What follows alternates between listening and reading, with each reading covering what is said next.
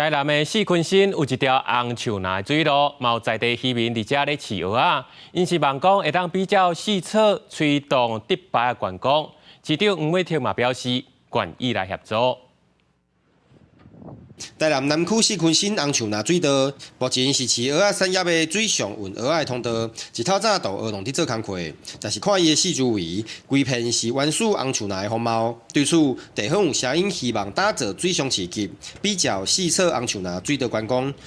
我们这里的红树林有人来评估，就是比市场那里的品种还多，所以我们希望政府和港务局都给我们支持。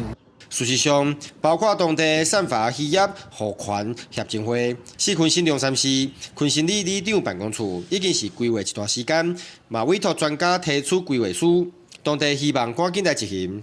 你像滩涂鱼、招潮蟹，阮遮是拢有啊。嘿啊，讲共款哦，只要是迄个伊讲的红树林的一寡内底一寡迄个生态是拢袂歹啊。对咱遮发展是袂歹，袂歹啊。啊，只是敢讲，若有法度过来建设一个讲文化啦啥货，来设一个迄个地标啊啥，互观众会当未来讲啊，未来到遮有一个地标。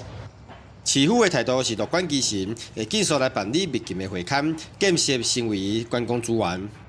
我们希望能够比照市场观光渔族法的模式来跟就是带动我们地方。我觉得很好啊。那您刚刚提到这个秘境，我们也会请这个议员您再跟我们的一起会勘，然后把它建设起来，这也算是一个很重要的观光资源。